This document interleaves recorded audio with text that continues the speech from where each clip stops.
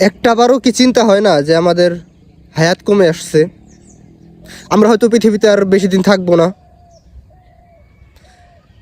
এটা তো কোনো রূপকথার গল্প না, এটা বাস্তব আর সত্য, যেটা আপনার আমার সবার সাথেই হবে। কিন্তু আমরা কতটুক সচেতন, কতটুক চিন্তা ভাবনা করি এই বিষয়ে? একটাবারও আমাদের চিন্তা হয় না এটা। সারাদিন এত কাজ করি, কত বিষয় চিন্তা ভাবনা করি, কত প্ল্যান প্রোগ্রাম, কিন্তু দেখেন কয়জন মানুষ এটা চিন্তা করে যে না, আমার হায়াত কমে আসছে, আমি হয়তো আর পৃথিবীতে বেশি দিন থাকবো না। এমনটা না যে আমি বৃদ্ধ হয়েই মারা যাইব, এমনটা না।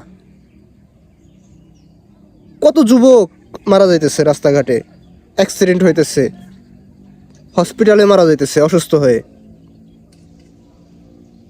আপনি আমি যে বৃদ্ধ হয়েই মারা যাব, এটা কিন্তু ধরাবান্ধা না। আমাদের হায়াত কতটুকু আছে, আমরা কতদিন বাঁচবো, আমরা কেউ জানি না। কিন্তু একটা জিনিস দেখেন যে মানুষ এখন এই বিষয়ে উদাসীন বেশি। মানুষ এখন এই বিষয়ে কোনো চিন্তা ফিকিরই করে না। আর যখন কাউকে এই কথা বলা হয় যে ভাই আমরা তো একদিন মারা যাব, যদি কোনো যুবককে এই কথা বলা হয়, তারা এটা চিন্তা করে যে সামনে অনেক সময়, মাত্র তো যুবক আমি, বৃদ্ধ হইলে একটু বয়স হইলে তারপরে আল্লাহর ইবাদত করব। আমাদের এরকম চিন্তা ভাবনা, আমাদের এইটা চিন্তা ভাবনা যে আমরা বৃদ্ধ হয়ে মারা যাব। আসলে আমাদের এই চিন্তা ভাবনা নাই যে আমরা কবরে যে আল্লাহ তাআলার ফেরেশতার সামনে কি প্রশ্নের উত্তর দিব, কি বলবো তখন, এই চিন্তা ভাবনা আমাদের নাই।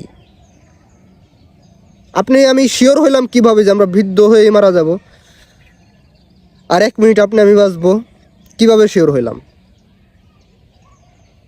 যে আমি প্রথমে বললাম যে আমাদের এখন এই চিন্তা ভাবনা নাই যে সামনে আমাদের কবর, সামনে আমাদের কবর। আপনি আমি দুনিয়া থেকে চলে গেলে আপনার আমার জন্য দুনিয়া শেষ, আপনার আমার জন্য দুনিয়া থেমে থাকবে না,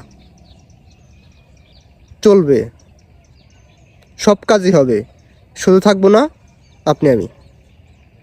তাই প্রিয় ভাই, মরণ এটা সবার জন্য বাধ্যতামূলক, সবাইকেই মৃত্যুর স্বাদ গ্রহণ করতে হবে, এটা বাধ্যতামূলক। এই বিষয়ে আমাদের প্রস্তুতি সবসময় রাখা দরকার। যখন তখন মৃত্যু চলে আসতে পারে, মালাকুল মউত চলে আসতে পারে, এ বিষয়ে আমাদের প্রস্তুতি সবসময় রাখা দরকার।